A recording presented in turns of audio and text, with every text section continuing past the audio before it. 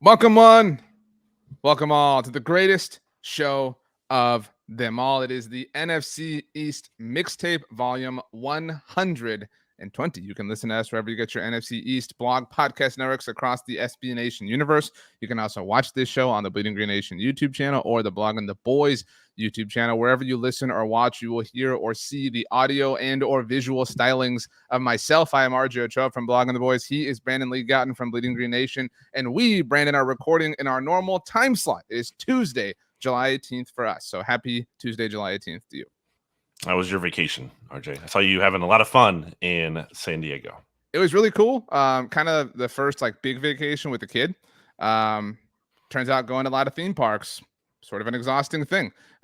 So very, very tired. I'm gonna do the cliche, I need a vacation from my vacation thing. But San Diego, very cool. The weather, incredible. Obviously the heat is taking over everywhere. But it was nice to get a bit of a reprieve from that, eat some good food. Disneyland. I'm gonna recommend, if anybody is ever gonna have a baby, go to Disneyland. Both, so that you and your spouse can sort of enjoy life. You know what I mean? Not that you don't enjoy it, but get one last sort of babyless trip there. But also, so you can see all of the accessories. I don't think I've ever seen as many strollers in one place as I saw at Disneyland. It was I might have seen 2,000 strollers, and I think I saw ours once, which is amazing to me. Sounds like you had a good time. Did you like the zoo? The zoo gets a lot of hype. I can understand why it gets hype. I'm not a zoo person. Have I ever given you this take? I'm a little bit afraid of the zoo, if I'm being honest. Okay, this is not where I expected it to go. Yeah, in a very light way. I have two really weird fears that were kind of pricked at over my vacation, which is obviously not something you want to do on vacation. But my fear with the zoo is these animals have all day to just think and plan, right? How to get out. You know what I'm saying? Why would I want to put myself there? You know what I mean? I don't know. I think I wouldn't watch it, but a good scary movie to me would be that happening. I mean, it just, I would not want to be there when that happened. And here's the thing, if I was in a room, even with a smaller animal, that's a difficult proposition. I can't communicate with an animal. You know what I mean? I can't be hey, let's talk about this if you're pissed off. You know what I mean? So I really, I went for my son and my family, and we all enjoyed it. It is massive. And the volunteers there were incredible. But yeah, not a zoo person in general. My other fear, since I'm, I guess, embarrassing myself. So we rode a few water themed rides at Disneyland. With my son, we rode It's a Small World, which is just you're in a little boat, whatever. And then my parents watched him, and my wife and I rode Pirates of the Caribbean. I am weirdly afraid of these kind of rides. If it's a ride that's in water or something, you're in a boat, the thought of that water petrifies me. I don't know why. I don't know what it is.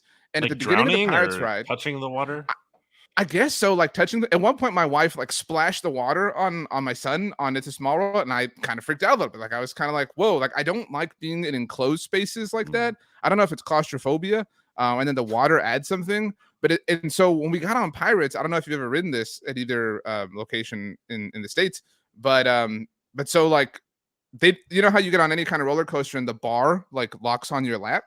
No bar on Pirates. And so I was kind of what's going on here? Why don't we have a bar? And we were in the last row, my wife and I. So it's kind of the physics of this are going to lend to us being the first ones to fly out. And sure enough, the ride starts and it's pitch black. Literally you're in darkness in this boat, and it drops what had to have been 100 feet. I was petrified. I didn't scream, but I definitely bruised my wife's hand from a terror squeeze. So other than that, it was really good though. You brought up a point there that I haven't thought about in a long time. Remember, I feel as a kid, as being young, both in reality and pictured in TV and movies and everything, it's oh, you have to sit in the front of the roller coaster. That's the most intense experience. The front seat, no. It's you just said, it's actually the back seat is the craziest because you feel it so much more when you're back there. Used to go on Medusa, which is no longer Medusa. It's Bizarro now, I think, at Six Flags Great Adventure in Jackson, New Jersey with my dad. We used to have the what's it called, the season pass or whatever. We did that a couple summers. Yeah. It's a lot of fun. But yeah, and we'd go and sit in the back, and man, like it was crazy how you just feel it all the way back there. That's my kind of roller coaster, by the way. One that like straps you in with the shoulders. I don't like the ones that Oh, you're the only like, in with yeah, the bar or the hip, especially being taller. I don't know. There's something about it. I just feel like I'm gonna like fly out. So there's that. And I had to your point about the needing a vacation from the vacation. I guess that's like hacky or whatever played out to say that, like you said. But I mean, it's true, man. Like I think I think we're doing like collectively we're doing vacation wrong. It's my goal next summer to have a vacation where I literally go somewhere and do nothing, like just maybe like a beach resort kind of thing, and literally just go from the hotel out to the beach and back in. No other things, just nothing else. Like that's kind of what I want. I kind of did a little bit of that this weekend, but not quite. Went to Betterton, Maryland, RJ, on the Chesapeake Bay, and had a good time hanging out in the water at a little bay house with some friends. So fun was had. It was a good time, but I was really tired on Monday after getting home late on Sunday night. So feeling better yeah. I today. mean, a lot of people, my family included, you feel like we're at this place we're not normally at, so we got to squeeze in, we got to do everything. So I feel you. We actually kind of chilled on Friday, and it was really nice just to kind of hang out and just sort of live. We traveled back on Saturday too, so we're kind of like planning and prepping for that. It's really nice of you, by the way, to sit in the back as a tall person, all 6'5" of you. Doesn't want to be obstructing the person behind you if you sit in the front row, as an example. But I agree. That's and I'm also like I'm not a hands in the air roller coaster person. Like that's not me. Same. Like again, I don't know if I'm afraid of roller coasters or what this is with my like theme park paranoia. But I've said before, if I was like stranded by myself at any theme park, but something like Disneyland with a lot of caricatures at night with everything off, that I think I would have a panic attack. And with it, there's something about water. Like those shows that they have, like the Water World show or whatever, like that's on the like stage in water. You know what I'm talking about? I would never swim No. in that water. Like I could not handle that. Like I would never. I would legitimately hyperventilate. So I don't know. Maybe I got to work on this. You know what I mean? But it's nice to be back. Nice to be back in the normal routine. Nice to see you. And Wow. we took a little bit of heat for our left guard discussion on last week's Mm. episode. There were some people who said that we were acting childish. So maybe that's kind of why we're talking about roller coasters right now. Do you think we've We ever or been you? childish here? Was I also accused of this, There, or was this a there, you thing? there was a comment on the YouTube side of things at APTB that said y'all are acting childish. So Mm. we were lumped in there together at least. The NFC East Mixtape strong. I have a little stat for you to kick off the podcast. Okay. You ready for it? Okay. So, combined record of NFL quarterbacks. Um, if you go by lowest opponent win percentage in playoff wins among 109 quarterbacks in their career, out of 109 quarterbacks to win multiple games, who do you think has the worst opponent win percentage? So the record of the teams that they have beaten. The 18-5 combined record of those opponents adds up to the lowest opponent win percentage in playoff wins among 109 quarterbacks to win multiple postseason games in their career. To win So multiple basically, postseason who has games. like the I was gonna. weakest? Who is the weakest Ah, like strength of victory well, it's against Dak because they quarterbacks? beat the below Yeah, 500 bucks. Yeah, and 18 they and beat 15. the. It's the worst out of 109 quarterbacks So you're ever saying. to win So you're multiple saying games in the playoffs. this It's was. the worst I'm opponent not. win percentage. I'm trying to understand the stats. So you're saying the combined record of the two teams he's beaten in the playoffs, or Yeah, the it's the lowest 2000 opponent win and percentage. so it was the 2018 Seahawks with Brian Mhm. Schottenheimer, as we've talked about a million They times, were and like then the 11 2022 and Bucks. 5, I think, and then Yeah, the and Bucks then were the 7 and 9 or 10. 7 and 10. Yeah. Okay. Boom. Cool. He beat Russell Wilson and Tom Brady though. See, like you can, spin Yeah, zone it I that mean, way. not Have really, you but last thing before we start to get into the actual episode, have you started the quarterback show on Netflix? no, I have not. It's really good. I've only watched one episode because I was out. But I love stuff like this, and so it's really cool. Maybe you do want to watch it. Marcus Mariota, new Philadelphia I'll Eagle, get best around quarterback to on it. the Eagles roster. I haven't done that yet. Mm. Are we ready to do this? Are we ready to do the NFC East all defensive team? You ready? I think speaking of Kirk Cousins, because he's on there, I've seen some people be like, "Oh, he's such a likable guy." I Uh, think Also related to the discourse on Monday Football Monday, which you weren't part of this time. It was just Jeremy Reisman and Michael Peterson filling in. I think the Vikings have almost gotten so overrated now that they're underrated. A Oh classic my Bills god. decision. In terms of like the discourse entering the season, like this idea that they're gonna like win, like 5 games or something. I mean, like Kirk's like I don't like Kirk, but he beats up the bad teams. I don't think they're gonna win. Like they're not gonna have like the number 1 pick or something. Like that's crazy. My take has always been like generally, and I've in the defense of Kirk and subsequently the Vikings, I've kind of like locked in on it. But my defense has always been he is so much better than like the consensus has you believe. Like the consensus No, to your point is like, oh, the Vikings are going to win like 5 games. Like no, they're still like a good team. I don't think they're gonna win the And division. To be clear, I think they're gonna win I like mean, 7 games or so, 7, 8. But like I think people but are acting like they're gonna win like 4 now. I still think that he's the third best quarterback in the conference, right? Like we talk about, like, oh, Dak is 2, Jalen's 1. Like Kirk is number 3 to me. Like if you want to put Matthew Stafford ahead of him, that's fine. But like I If mean, he's he's healthy, fourth then at he's the definitely ahead of him. absolute. He's fourth at the absolute worst, and I think that they like my point too is that he gets no credit for anything. They showed. I've only seen the first episode. They beat that super What are you awesome giving him 2000. credit for? Well, they you What has like he you just brought up. done? Well, hear me out. Like you brought up Dak's opponent win percentage, whatever in the playoffs. Mhm.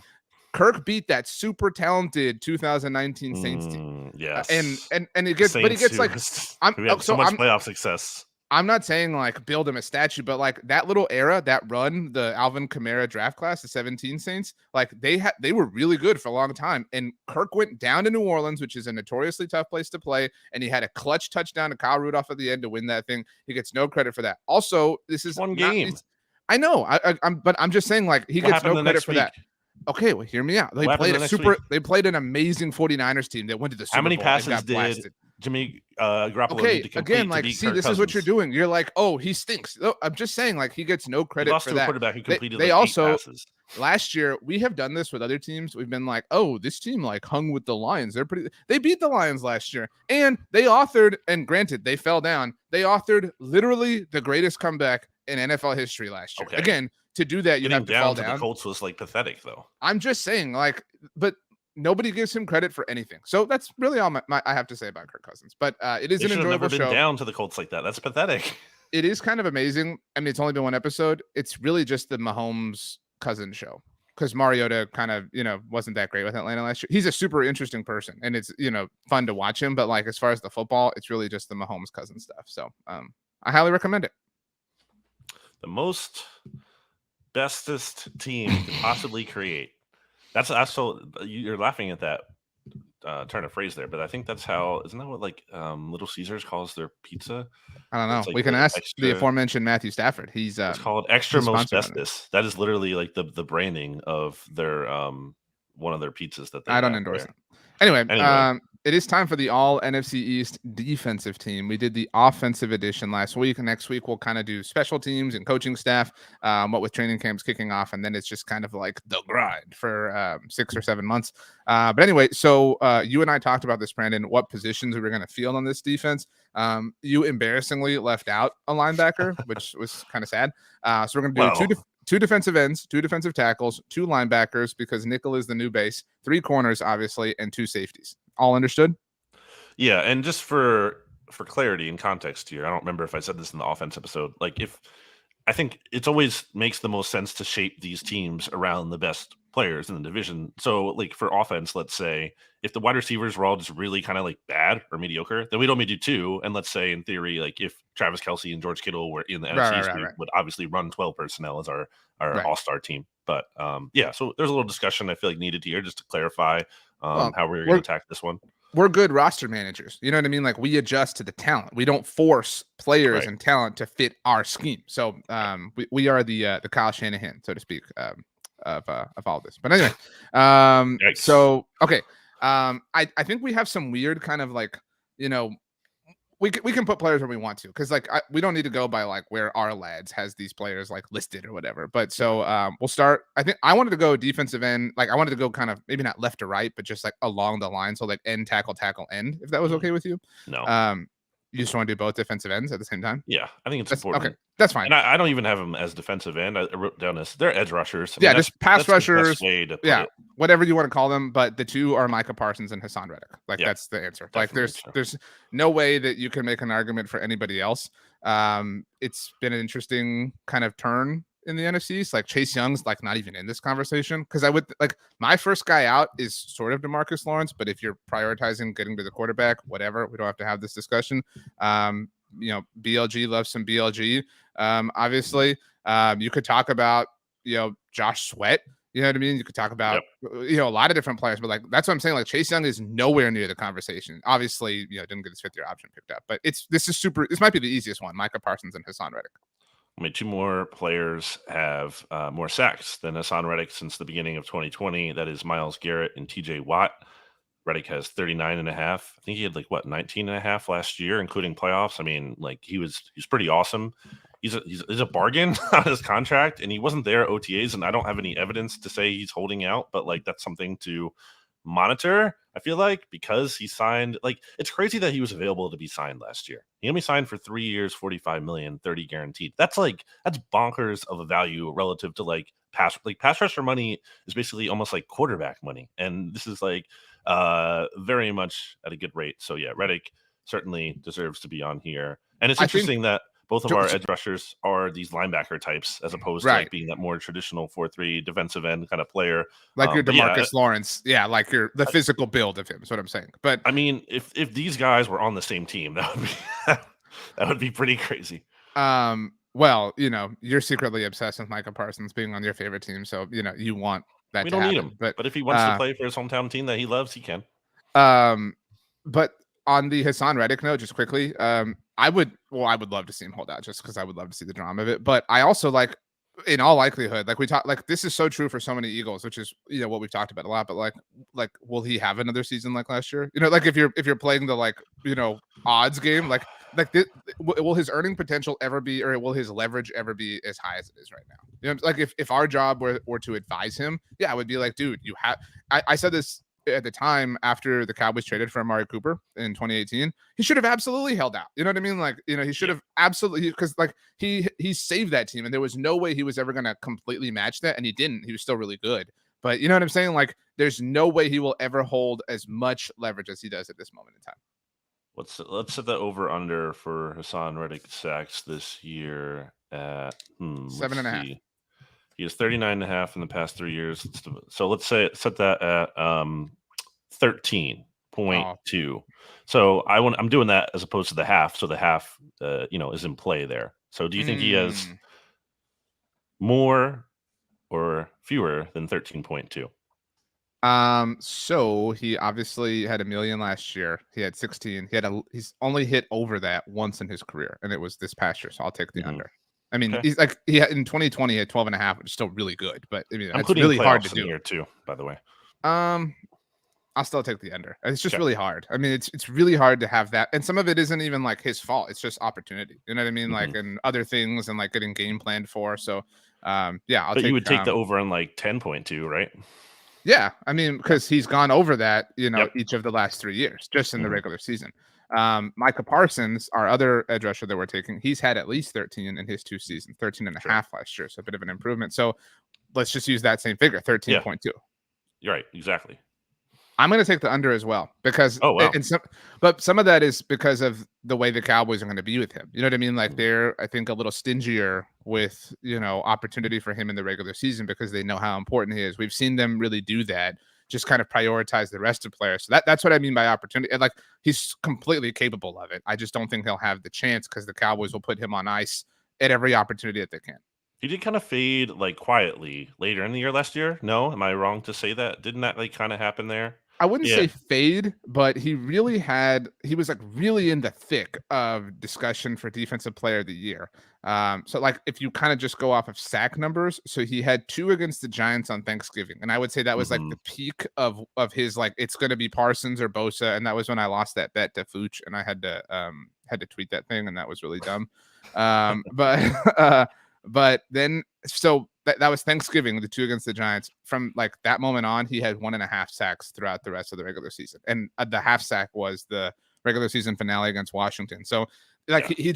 he was still amazing and still had the same impact, but he lacked the like pizzazz, Mhm. defensive player of the year type moments. Like that part of his resume fizzled a little bit. Yeah, if you expand it to the playoffs, it was only 2.5. He had 1 in the Bucks game, but then 0 in the 49ers game. So, like, not, I'm not saying he's, like, bad all of a sudden, but he did kinda go a little bit quiet, later And in that the year. and that's that feeds my like their idea. And he Right, play that's why I obviously brought it up. played a lot more. I think he was like 81% of his playing time was spent at edge rusher last year. So I Mhm. mean they know his value, and they're not gonna waste him in like a week 4 fourth quarter. You know what I mean? If they have the game in hand or whatever. Plus they have a bevy of pass rushers. You know what I mean? So they don't have to like get every last drop out of him in the earlier parts of the regular season. So I'll take the under on both. All right, we'll go over to defensive tackle now, where I think this is also kind of I think there's only 2 right answers here. I have Dexter Lawrence. He's obviously coming off like an incredible season. He was awesome for the Giants last year. Really kind of impressive how he evolved as a player. Because I remember when he was like considered a or when he was a draft prospect, he was being more considered as like run stuffer guy. And all of a sudden last year, he became much more than that with 7.5 sacks. And I don't even think the stats totally do or the sacks justice for him, where he was also at 28 hits. Like that's a really high number, especially considering he'd only been at like 11 and 10 the previous couple seasons. His tackles also went up from being in the 50s to 68. Like TFL's career high 7. He was second. He's all pro second team. He's a Pro Bowler. I mean, I think it's Dexter Lawrence. I agree with you. But it was not as it was closer than I thought it was, at least. I agree with you. Like he's my first pick. Like if we're drafting Yeah. defensive tackles for this team, like he's Yep. definitely the first one that I want on the group. But I thought that the gap between him and my second choice, and even like kind of my first player out, was Hmm. slimmer than I anticipated going into this. Dexter Lawrence is awesome. I think there's an argument that he's the best player on the Giants. We haven't mentioned this at this point in the episode, but it's worth mentioning just very quickly that Monday's franchise tag deadline passed. This obviously impacts both the Giants and the Cowboys, specifically at the running back position. Neither Saquon Barkley nor Tony Pollard got long-term deals. Tony Pollard does or has already signed that franchise tag, so he's obviously playing for the Cowboys, but Saquon hasn't. There was a lot of discourse from running backs across the NFL in the aftermath of all this. So I don't know that I believe Saquon will hold out, but that is a factor, obviously, heading into the season. But even then, like Lawrence might be the best player on the team, right? Like there's a strong case for that. And who else would it be? Who are you taking over him? As Bear chimes in. Bear doesn't like that answer. I mean, am I forgetting anyone? Like, you're not going to take Daniel Jones over him. Some people would probably say Saquon, but no, especially when you're considering positional value in there. Um, I don't know who else it would be. I mean, That's what I'm Darren saying. Like Waller. If Darren Waller is like actual, like in his prime, Darren Waller, then you have a conversation there. But that's it not like it depends it's how you like guaranteed. really answer the question. Like, do you define best as like the player you would most want, or do you find best as relative to their positions across the NFL? Like, is Dexter Lawrence a better defensive tackle than Saquon is a running back? Because if that's the question, then Darren Waller does have a chance because like the door for like being the third or fourth best tight end is much more wide open than it is for Lawrence or Barkley to climb their respective positions. You know what I'm saying? Last thing I want to say about Lawrence, who is nicknamed as Sexy Dexy on Pro Football Reference, canonical nickname. Uh, It's crazy how, like, I talked about the run stuffer thing. He's 6'4", 320, or sorry, 6'4", 342. That's pretty crazy for a dude that big to be getting 7.5 sacks. Like that's another reason why I'm taking him here. It's like, that's like a special kind of profile that you have. A guy who's that big who's able to get pass rush production that's not just a given.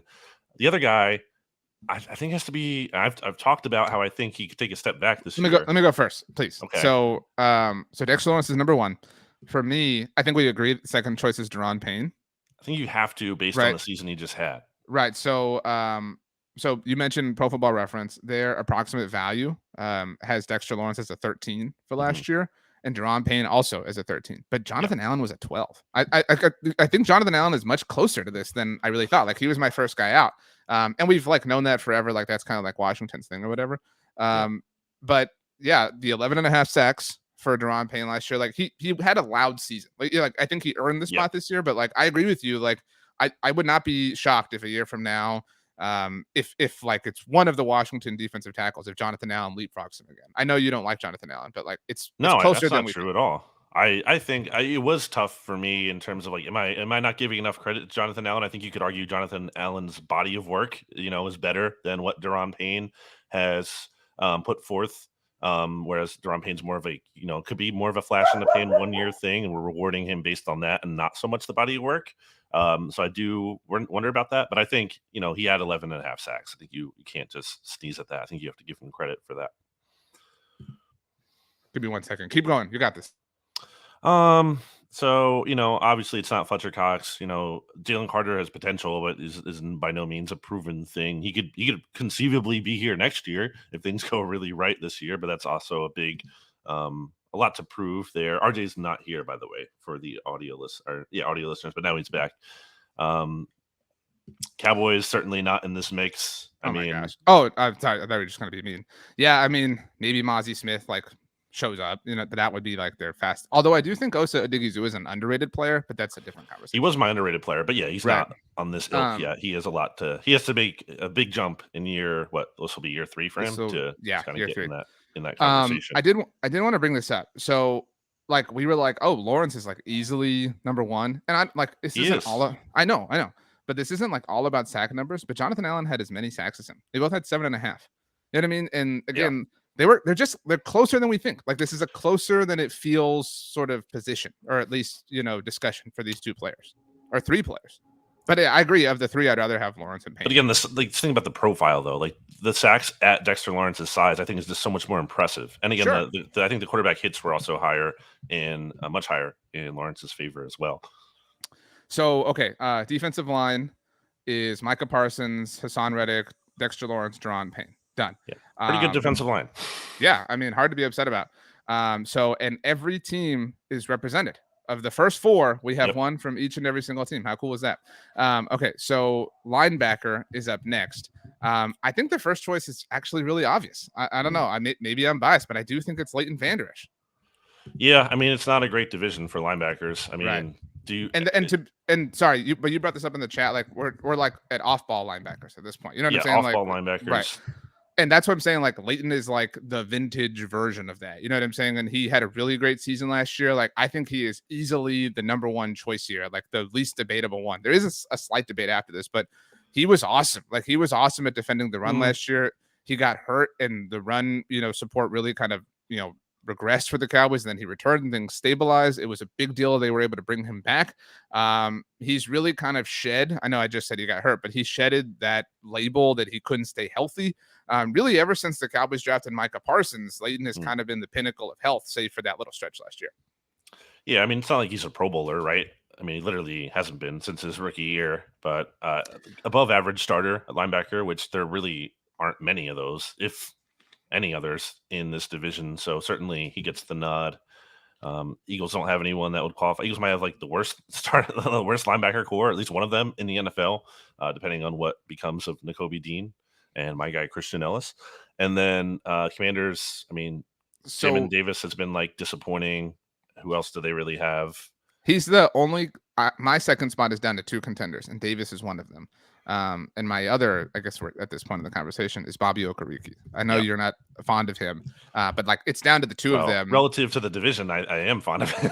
Well, so Davis had 3 sacks last year, which is impressive. I mean, as an off-ball linebacker, whatever.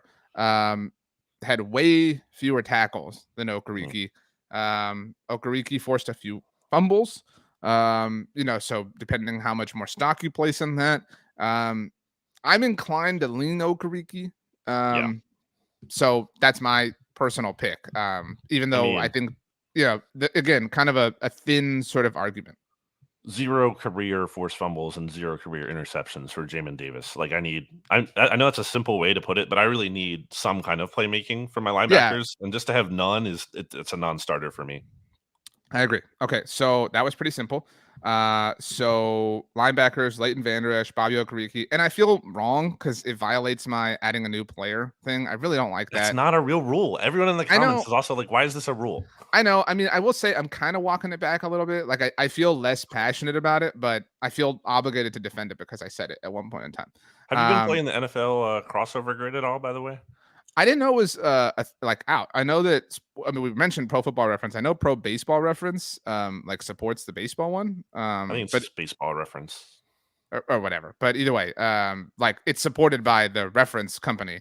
I don't think the football one is. I've never seen this, so you can send me the link Yes, and I'll correct. do it. Only the baseball, but there's a couple ones. There's like it's like NFL crossover grid. I think if you Google that, been doing that Uh, one, and there's also this is like Dynasty Daddy. There's this one this is from like them when as well. Wordle came out, and then like a million spawns of it happened, and it was like Well, I like audio playing it. versions. It's I like fun. I agree. playing the NFL one. I can't do the baseball one. Like that's Yeah, too. it's, I it's I too don't know difficult. baseball as I He said while I say wearing a it's. Phillies I know, jersey and hat. but I legitimately don't know like other Right. teams. Like I I know agree some with you. Phillies stuff, but I can't get like I don't know who's on the Mariners. Like in the and the Mariners and the Guardians. Like I have no idea. I can't tell By you. the way, we went to a Padres game when we were in San Diego. Super awesome. Like very different vibe from Minute Maid Park, like super kind of progressive and modern ballpark.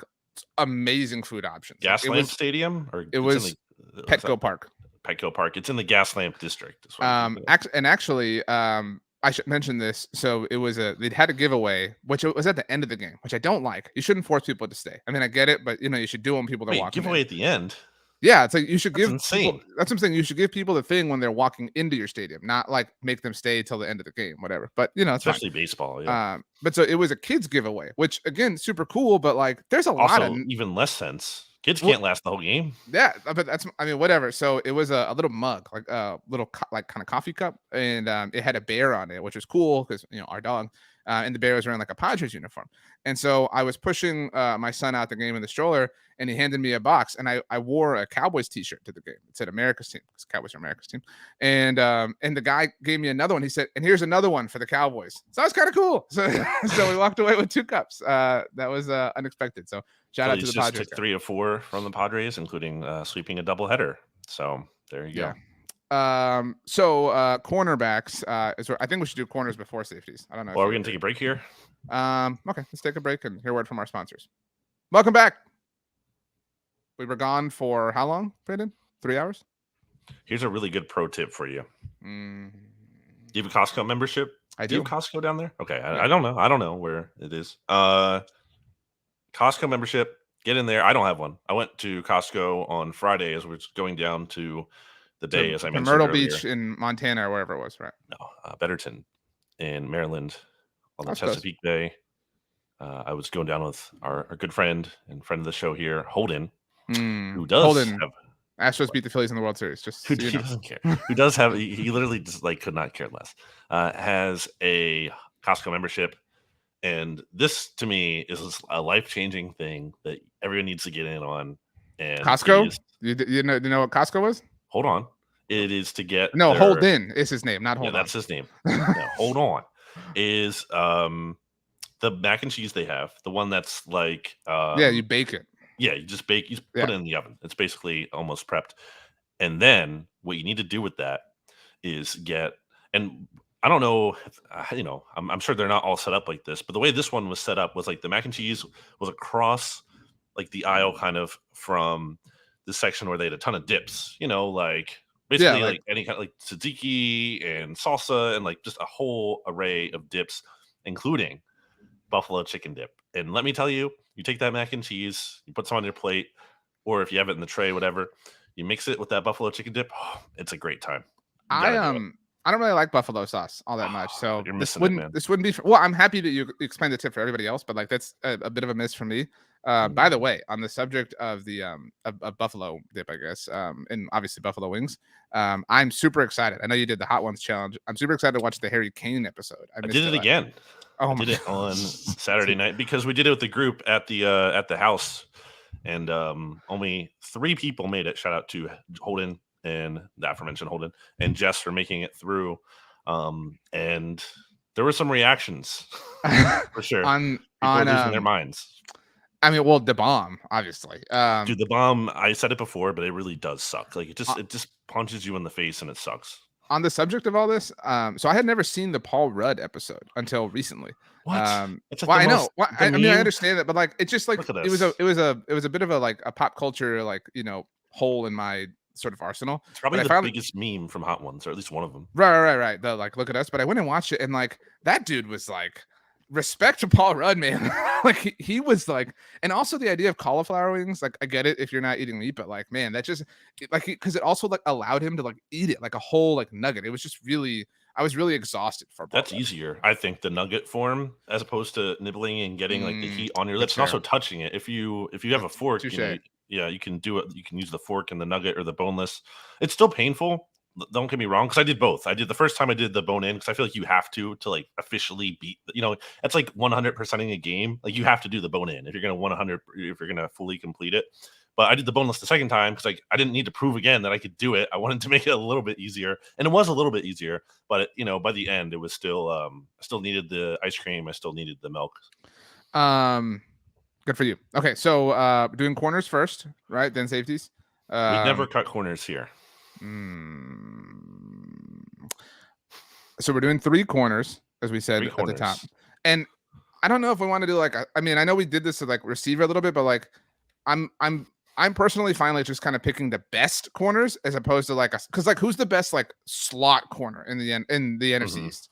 You know what I mean? Like Yeah, that was tough. it's a valuable position, but like if we're ranking the slot corners, then I think we're leaving off a really good one. You know what I'm saying? I Like that's what I'd rather just take the 3 best, and I feel better about that as opposed to like, well, let's take the 2 best outside corners and leave off a good one in the name of having a slot corner on this team. I agree, unless like there's just overwhelming evidence they can't play in the slot for some reason. Someone has to theoretically at least have displayed or is just so good that you could like project that. Like for example, Rasul Douglas here in Philly. Like I don't think he would have made the list, but he was clearly this big guy who was not a slot corner. Could not change direction inside. So like if you're putting him in there in that scenario, that wouldn't really make any sense to me. But let's talk this through. Who do you have first? Do you just want my why don't like this isn't like a ranking, but my first name was Trayvon Diggs. Like that was the Mm, first name I wrote of down. course it is. Well, I mean, duh. Like, do you know what my job is? Like, so that was my like. Is he not on your list? Is he not among your 3? Like I again, do, this but isn't. I was also trying to be fair. Well, I mean, so if we're trying to be fair, But I you don't think know. he's the best cornerback in the division? I think so. I think Wow, he's wrong. I think he's a top 3 corner in the NFL. I think he's the best in the division. I think the second best is probably James Bradbury, who's on my list as well, obviously. Now I'm going to say I don't have Darius Slay on my list, and that's Wow. because you have slandered him so much that you have ruined. Not that I had a promising one, but like you have impacted my opinion of him. And so, Mm. like, that's like, I don't think we can have, in good faith to the mixtape, I don't think we can have Darius Slay because he's been so destroyed here. And you've gone on many times about how his interceptions that he has had are against all these trash quarterbacks. True. Like, I don't think it would be genuine to have Darius Slay. So, my top 2 players I'm placing on the outside, if I have to, kind of rank it that way, are Trayvon Diggs and James Bradbury. That's also who I had, believe it or not. I just want to note on Bradbury, he allowed the lowest passer rating in the NFL last year. And he did that despite seeing the 6th most targets of any cornerback, because even though I think Slay is a little overrated, not a bad player, but overrated, he does have respect from other teams, which says something. But it also, I think they can be wrong sometimes. And they didn't always want to throw at Slay. And it didn't really work out for him because, again, Bradbury allowed the lowest passer rating. He had a ton of pass breakups. He had 3 interceptions, which is more, and I think he actually had 4 if you include the playoffs. That's more than Darius Slay's 2, double. Darius Slay, or no, Slay had 3 too. I guess, yeah, he had 3 because he had 2 in the one game. Okay, still, Bradbury still had more when you include the playoffs. And also, Darius Slay was not second team All Pro like James Bradbury was. The All Pro voters, which is like kind of more prestigious as we know Sure. than a Pro Bowl, like they recognize that Bradbury was the better player. Which is I think saying something. So yeah, I'm good with James Bradbury, and also he's younger. So if we're projecting this team and what they're going to do this season, I think there's a very good chance they might both fall off or one of them falls off. And if I have to make that bet, I'm going with a slightly younger James Bradbury. I also would add to the Bradbury discussion here, and you'll appreciate this, the vibes, right? Like of the 2, and I said this, and like I don't mean to bring this up again, but like I think it's super impressive that James Bradbury, and you can contextualize it how you want, but like as soon as the Super Bowl's over, it was holding. I held, I got caught, whatever. As opposed to the That's way not like what he said. Okay, but like generally, you get what I'm saying. Like he took ownership. However you want to like verbalize it. He took Yes. ownership versus Darius Slay, who's like everybody sucks, everybody's wrong, I'm right, blah blah. Like he's had a lot more drama in his career than James Bradbury has. And so, like again, the vibes are like, do you not gravitate more towards James Bradbury than Darius Slay? That's my point. I do. I think people are getting on me for this. They're like, "Oh, BLG such a Slay hater recently," and I'm going to only add fuel to the fire there by pointing out recently Darius Slay tweeted, he quote tweeted this account that was like, "Would you rather have a Robert Ory type of career or a James Harden type of career? Championships or money?" And then the graphic shows Robert Ory pictured with his championship ring, 7 of them. He only quote unquote only made 54 million, or would you rather be like James Harden, make 300 million but have 0 rings? And Darius Slay tweeted 300 millions, me please and thank you. So like, look, I get it. Like that's a lot of money, and I can't blame anyone for wanting 300 million in a vacuum. But also, like, it's also it seems so tone deaf to me. Like James Harden right now, out of like maybe all his career, is perceived more than ever as a loser. No one wants him. Like he was going to opt out of his contract and hit free agency with the thought he was going to get a payday. He didn't do that, and he couldn't do that because there wasn't a market for him. He had to opt back in, which was not like the expected path for him. And now he's demanding a trade out, but no one like wants to give up anything for him. And he's coming off of this playoff series where like he had a couple good games for sure, but in Game 7 didn't show up at all. Game 6 didn't really show up a lot. So like, why Okay, are all right, you? enough with Harden. Your point is made. But the point is, You're, yeah. But the point is, like, why are you like comparing yourself to that player right now? Like, there's this. I I don't know. mean, It seems I like don't think he weirdly was tone comparing deaf to himself me. to the player, but like, I mean, I get your point. Yeah, It's but why kind of would the you? Why well, it's would you like be like, oh, it's I like want to the be like fan. him? I mean, I agree with you. It's like the fan question of like, would you rather your team win one Super Bowl and suck for 20 years, or like be a playoff team for 20 straight years and never win the Super Bowl? You know what I mean? Like, and I also don't think the question is fair because it's not like Robert Ory was like, just hanging out. Like he was a big part of as a Spurs fan. You know what I mean? Like he had big moments. Like he had the best version of that kind of career that anybody We don't really make could. 54 million by being a scrub. I mean, that's what I'm saying. So, but anyway, yeah. So Darius Slay, not a part of my list. On Trayvon, the other corner that's making the list, I think Trayvon is I don't know if you've like covered it this way, but like a great case study or example of what Slay or Bradbury could kind of experience in 2023, like the regression, so to speak. And we said this, like this was the only way regression showed up for the Cowboys last year. The argument was like he's not going to have 11 interceptions, which he did in 21. It was like that's never going to happen. No way, no how. And he only had 3. I say only, but I mean, so since his rookie year in 2020, he has 17 total interceptions, 2 that he has run back for touchdowns, although both of them were in 2021, obviously. Back-to-back Pro Bowler, which isn't as prestigious as being an All-Pro, but he was a first-team All-Pro in 2021. And I've said this many times, he had way fewer interceptions last year than he did the year prior, but he was a much better player and a much better cover corner. The rap on him and his like all or not, like aggressive or whatever, that really subsided last year. He was a much more physical player. He had this great physical stop. It was early in the season on Jamar Chase that really helped kind of win that game for the Cowboys. Like he is evolving as a player. And you talk about holdouts and things like that. I'm a little on alert for that. Of the contractual situations for the Cowboys, that's the one that is the like most fire that they're playing with, because he's entering a contract year. And so we'll see what happens with camp starting and whatnot. And obviously Stephon Diggs can get out of his contract in Buffalo next year. Like it makes sense for them to kind of position themselves together strongly. He obviously had a situation about a month ago, but Trayvon Diggs is, it's hard to be this way when you play for the Cowboys, but he's a kind of underrated player because so many people have latched onto that one narrative. Who's the third corner? You're going to say Gilmore. So I looked at Gilmore against Slay because I wanted to be fair because he was a productive player last year, and against our guy, Adoree Jackson. We've been really high on Adoree for a long time. It's not Adoree. I like Adoree, but it's not him. No, well, I mean, he was the third guy. Like if I had to, it's either Slay or Gilmore, though, to be clear. So if we look at their seasons last year, do you know how many interceptions? Do you have something break? No, it sounds like someone's just honking their horn very loudly outside, which is cool. So Slay had 3 interceptions last year. Do you know how many Gilmore had? Do you have this in front of you? I was going to say like 2, and then he had 2. He had 53 solo tackles to Slay's 40. So of course, teams were running more against the Colts than they were against the Eagles because of the game script. if we include vibes, which is not totally fair, Gilmore is like a universally loved, great, super amazing teammate. He's obviously not his defensive player of the year self. I do feel like this is kind of a coin flip, which is why the vibes, because Slay has done a lot to kind of hinder his candidacy, as we just discussed. So I'm fine if we agree that it's Slay, but there's definitely a strong case for Gilmore. Gilmore also violates my "you have to be on the team last year" rule, but again, we've I already think broken that you here. have to make a concession at some point if I go with Gilmore here. I think you have to give me Landon Dickerson at left Oh, guard if I'm saying it's Gilmore. Then I'm going to I say don't. it's Slay.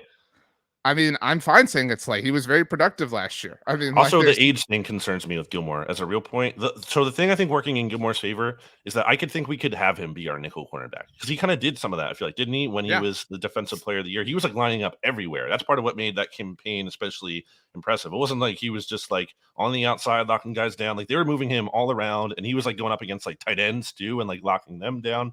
So I do think you have the argument for that. But he's also older, and that concerns me. Um, so it's tough. I think it's a coin flip, but Darius Slay is a little bit younger. And for as much as I think he's overrated, I don't think he's a bad player. And because you can't have Dickerson, I think you can't have Tyler Smith over Dickerson and this. I think you have to give a concession at some point. This isn't a concession for me. Like I think it's fair to involve Darius Slay. So I'm sorry that you don't All right, then get we'll go the Slay. little. Okay, I'm sorry that you don't get the little joy that you wanted. Slay also, I will give him credit for, at least in the past. The Eagles haven't done this as much, but he has had a track record of shadowing guys. So he is also someone I think who can follow receivers around, including into the slot. I think if Slay just went about things a little bit differently, we would perceive him a lot differently. You know what I'm saying? Like It's hard to insist to be called Big Play Slay. that's to literally me. what I was about to bring up, like because you brought that up before. Like so, and also and be literally like the highest paid player on the team, or at least like highest cap number on the team, and then have 0 interceptions. Like I think he just gets too much of a pass, man. 0 interceptions since week 6 when he picked off Cooper Rush. You just said he had to be ahead of Gilmore. I mean, I do. Well, I mean, so I think this is so far of the players we've picked, and we have 2 left. But of the 9 we've picked, this is the least stable Jenga piece to me. You know what I'm saying? Like I think like I would bet highly on at least Gilmore leapfrogging Slay if Gilmore's on the Cowboys next year, or in the division. But like for what it's Slay, worth, he's the least stable piece to this tower for me, Darius Slay. But I mean, I think he deserves, because we've talked. This is an exercise that is heavily weighed upon what you did last year, and Darius Slay was a very, very, very good player last year. If you go by the NFL Insiders thing, which ESPN has been putting out the rankings right. compiled by executive coaches, scouts, which isn't gospel, but is worth looking at. They actually have Slay as the 5th best cornerback in the league. They have Trayvon Diggs down at 8 there, and then both Gilmore and James Bradbury are in the also receiving vote section. Interesting that James Bradbury wouldn't make at least like honorable mention, but it's a tough field though. I think he gets like the Robin rap. You know what I mean? Like and Slay gets the Batman one. And there's like the a Robin boost. rap and also the Super Bowl right. Like being especially harshly punished for that because it was such a visible moment. I mentioned this, and also shout out to our friend Tim, the whiskey influencer, for this, who brought it up with the aforementioned Landon Dickerson and Tyler Smith argument. But Pro Football Reference's approximate value metric for last year. So Adoree Jackson was a 4 and Gilmore was a 5. Just again, like I think Adoree was worth mentioning his name at least. But Slay was an 8. That's what I'm saying. Like it's really it's not hard if you're looking off of just last year. Now, if you are extrapolating and considering a lot of other extenuating circumstances and factors, the conversation becomes much larger for Gilmore, but this makes sense. So we have 2 safeties. And I do want to say, I talked about this to you or with you in Slack. There's an argument for like, if you don't love Bobby Okereke or whatever, and you want to have like the safety linebacker hybrid, like there's an argument for Jaron Kearse in that role. I don't have Jaron Kearse as one of my 2 safeties. That's the only way he would have made the team for me if we had, done things like that. Like you talked about fielding the best possible group. I think that's a discussion, but fine, we didn't. That being said, I do think the best safety is still a Cowboy. I think it's Donovan Wilson. I think he has to be the first safety that we put on the team. I'm looking at the NFL insider rankings for offensive linemen, and interesting, I don't see Tyler Smith's name anywhere here for either tackle or guard. Seriously. Whereas Landon Dickerson is honorable mention in free guard, so that's just worth mentioning. The safety thing is really tough for me. I don't think there's a very I have three I names just that were at the very top of my list, so I had to pick two of them. And I don't know if your two are from here, but it was Donovan Wilson, who was I didn't easily the have best. Donovan Wilson on, but like that's a name that you would have so much more. Like I don't think anyone else is paying attention to him outside of the Okay, people who my are other two, I watching him weekly. imagine, were in consideration for you. Cameron Curl. Again, if we're Who throwing out names for consideration, and Xavier McKinney, those are my three names that I kind of like debated. Philly has nobody that's in the mix here, and I mean uh, Malik. I no, mean, they don't this year, but Reed Blankenship's player watch. He was the 10th highest okay, graded but safety. that's not the conversation that we're Yeah, having here. This isn't like a projecting into the future. This is based like off of current players, what we know, et cetera, et cetera. agree. So of these three, Donovan Wilson has the highest AV. He actually has the best like statistics all the way around of all three. He played What the is most. his AV? It's 6 compared to Cameron Okay. Curl's 4 and Xavier McKinney's 3. Now McKinney, what made it hard for me, and I'm fine putting him on because I think he's a better player than Curl, but he only played in 9 games last year. You know what I mean? So like, and that's tough to kind of like feel great about. But again, there's not a lot of options here. Yeah, I don't think we can go McKinney because of that. I do agree that like because that's significant. I think he gets Also, dinged for that. Also, Wilson is a weapon. Like we haven't added the coaching staff yet, but I would presume that Dan Quinn's going to be the defensive coordinator of this group, and Dan Quinn has really unlocked him, and is a big reason why Wilson also got a new contract from the Cowboys this offseason. He had 5 sacks last year. 5. Like I mean, Yeah. he's a playmaker. With the way his coordinator uses him, he had 2 forced fumbles. You know what I mean? Like he is making an impact on deep. Like that's what I'm saying. He has to be the first player that we add here.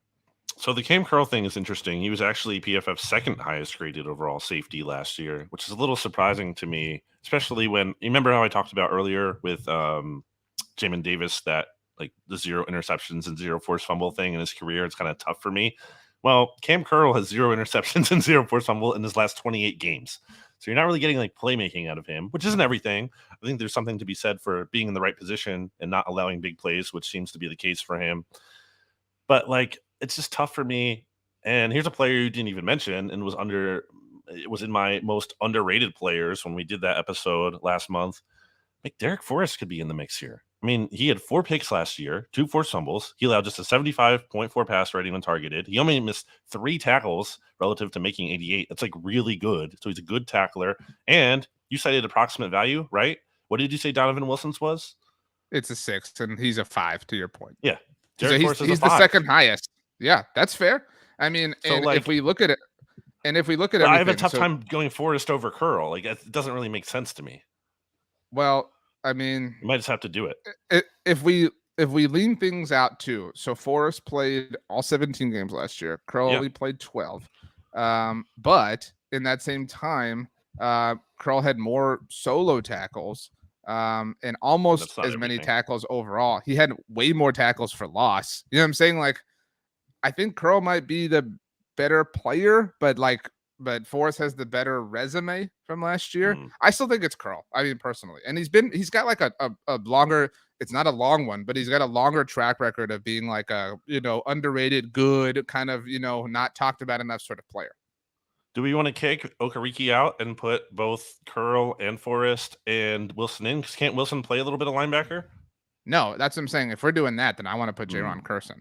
I mean, like that's the real like safety I want playing linebacker, not one of these two dudes. So if you want to kick Okereke out and put Curson, I'm all down for that. But I guess I think we'll just have to disrespect Forrest and say it's not him because I just think it's tough to be like, yeah, it's Forrest, it's not Curl. Yeah, I mean, I don't think it's a slam dunk to be clear, but I do think the answer is Cameron Curl. And so, I mean, it's close, but like you can only have 2 safeties here. That's the way we designed this thing. So, yeah, and Reed Blankenship just isn't there. Not Reed Blankenship, goodness gracious. Man, I don't know why I always who's the kicker that I'm thinking of? Rodrigo Blankenship, right? Oh, I guess I don't know. I have no Are idea. Are they related? No. Are you serious? Is that his name? Yes. Man, there's such a unique last name. Have you ever heard that? They look a lot alike. I know, but I'm just saying, like, that is this is actually a Google thing. I mean, isn't Rodrigo Blankenship what's his background? Yeah, he's Brazilian. Yeah, I mean, I'm just saying, like, Reed Blankenship is like He's not Brazilian. I don't think I don't No, want but to make if you look, assumptions, but I don't think if he's you Brazilian. if you look at their profile pictures, like they're just like general ones, like I mean, if you told me they were cousins, I would not be shocked. I mean, that's all I'm saying. But Maybe through marriage, but not yeah, I don't know. okay, so we agree it's Donovan Wilson and Cam Curl. Are you ready for the totals? So Yeah, I our was just about to do team, that. defensive line: Micah Parsons, Hassan Reddick, Dexter Lawrence, Deron Payne. Linebackers: Leighton Vander Esch, Bobby Okereke. Corners: Trayvon Diggs, James Bradbury, Darius Slay. Safeties: Donovan Wilson and Cam Curl. The Cowboys lead the way with 4 players. The Eagles have 3. Both the Giants and Commanders each have 2. Okay, so a little bit closer, right, than the offense, because the offense was at, what did I have that at? I forgot already. I had well, you messed it up by shoehorning Tyrant. Wait, this By is being from. accurate and correct. Wait, And I actually have it here. Sorry, I was looking at a further back version that I had to compare. I'm pulling it up right now. Here we go. We actually have, I think we had Eagles 5, Cowboys 3, Giants 2, Commanders 1. So so overall, the Eagles still have the most with 8 total. Cowboys have 7, the Giants have 4, and the Commanders have 3. If we're talking we offense and haven't done defense. specialists yet. I mean, let's hold Yeah, I off mean that's on not evenly weighted though. It's not like it's not the when same we as do offense and defense. when we But do yeah, specialists. We're gonna do what? Kicker, punter, and returner. yeah. I mean, like Yeah, we don't need to do a long snapper. No offense. I think it's just punt returner. I don't think we're gonna do because kick returns don't really exist. I Well, think in the that's NFL just anymore. general returner. Like call it what you want, but like if you know what I'm But I saying, you think got it's to pick one weighted returner. towards punt return because again, That's there's like fine. kickoffs are becoming extinct. That's fine. Our punt returner who can also field kickoffs. So Because the Eagles have different okay. ones. Some teams have different ones. It's a different skill set. Okay, so that is our all NFC East defensive team. Congratulations to all of the players. What will they be receiving in the mail as a method of congratulations, Brandon? I don't know. The answer that you're looking for is a link to the NFC East Mixtape playlist, which is Hmm. something that we curate each and every single week. You, myself, Rachel, we all add a song to our growing playlist. The time has come to do that. Rachel responsibly submitted her song already. Let me find it here because I want to read exactly what she said. Yeah, She said, topical. yeah, she said, with the Barbie movie coming out on Friday, it's only right that I choose Barbie World by Nicki Minaj and Ice Spice. Nice. Yeah. Good pick by Rachel, as always. You're gonna Rachel see was it. just in Cancun, by the way. Shout out She to was. Rachel. Rachel is a world traveler. Are you gonna see the Barbie movie? I guess Rachel is. I'm not a big movie guy. You know that. They're too long. Are you gonna see Oppenheimer? Oppenheimer? I mean, maybe like eventually, but I have no plans Mm. to rush to see it. The only thing I really have time for, because I feel like I need to keep up with it, because I like the continuity of it all. And I'm a completionist, is the Marvel stuff, because I feel like I have to. Mm. I'm in too Right. deep that I can't just give up at this point. Right. I'm in too deep. The faster we're falling, we're stopping and Is that your song? starting, we're running in circles again. It would be my song Wow, we just got if this was a DCMA'd. What's the term? it would be my song if this was American Pie. You know what I mean? Because that's like the song that's in every single American Pie movie. But that's not my song. Do you want me to go first? Do you want to go first? What do you You want? can go first. So we recorded last week's episode very early, thanks to you. You were very kind in adjusting to me, and we recorded it before the recent re-release of Taylor Swift's album, "Speak Now." Now here's the thing. I am picking a song from the album, the re-release version, so Taylor's Mhm. version. Music is we've kind of talked about this before. Music is so powerful with how it can transform you, and transport you. You know what I mean? Like a song can transport you to a different time in your life and immediately make you feel like different emotions and things that you were experiencing then. And I think that's really unique about the Taylor Swift re-release stuff. So this album, Speak Now, I saw this tour with my friends at Minute Maid Park, actually, the aforementioned in Houston, and it was when I was in college. Like it was just like so when I was re-listening to it, just took me back to all those times. It was I hadn't been like transported by music like that in a very long time. So I am picking not Speak Now. I'm picking Sparks Fly, Hmm. Taylor's version by Taylor Swift. Do you like Gold Rush by Taylor Swift? What? Do you like that song, Gold Rush? What are you talking about? Isn't that a song by her? I don't think so. Is that one of the new ones on the? Because I haven't listened to the whole. I just listened to the The old third song on stuff. her 9th studio album, Evermore. I'm not a big fan of the like most recent albums. Like those haven't hit me Mm. the way like the 2010 to like 2014, 15 albums did. a lyric in that song, quote, with my Eagles t-shirt hanging from the door, which she confirmed Mm. is a Philadelphia Eagles t-shirt. So you're a big Philadelphia Eagles supporter fan, basically, is what you're saying. All right. Anyway, Okay, so what do you got? my pick is a little off the radar, off the grid. Sometimes I like to listen to some instrumental music. And I'm going to Mm. go with, and I think this is our first instrumental only song on the Yeah. playlist. I'm going to go with L1011. That's the name of the band.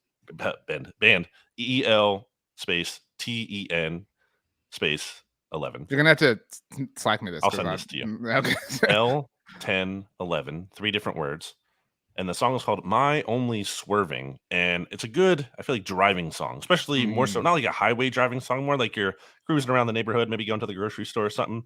It could be like a night driving song coming back from, I don't know, somewhere, dinner or whatever.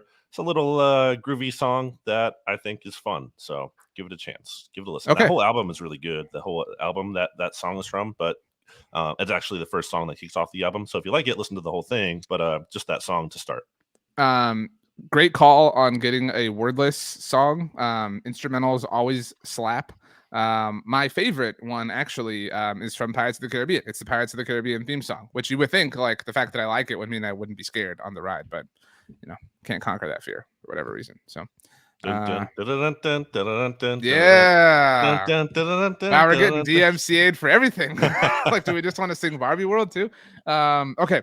I thought It's when funny because when I was hanging out with Holden and Elizabeth this weekend, they started singing the mixtape intro, and at first it took me a second because I don't listen to, I don't always listen back to the intro. Sometimes I listen to parts of the show, but I don't like listen to it from beginning to end.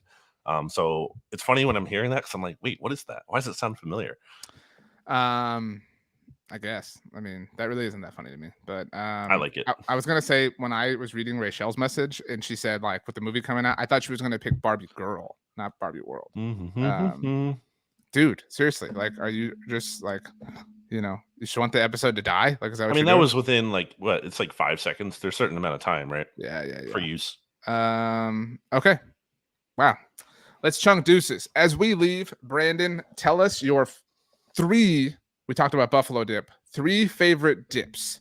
In order. That aren't buffalo chicken dip. Yeah, ascending order that aren't buffalo chicken dip. That's number Ascending one. order. So 3, 2, 3, Ascending 2, 1. order. So like you mean But buffalo chicken dip is excluded from this conversation.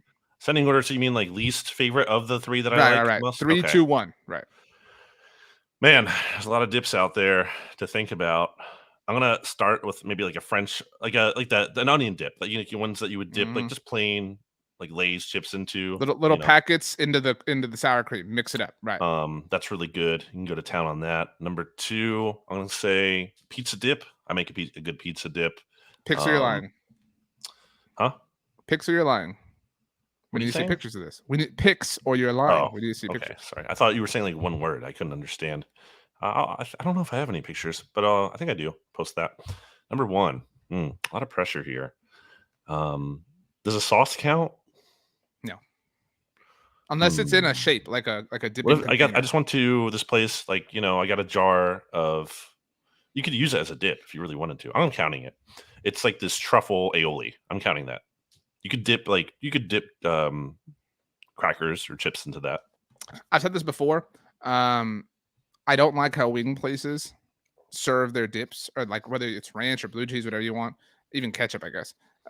Whatever you're going to dip your wing into. I don't like how they serve them in round containers. That this is a very passionate stance of mine because you can't get it all in. You certainly can get the flats in. Like maybe for the drums you can get like the the heavy part of it, but like what we need are rectangular containers so we can kind of like like twist it through so we can get the whole wing dipped out. That's something that will revolutionize the world.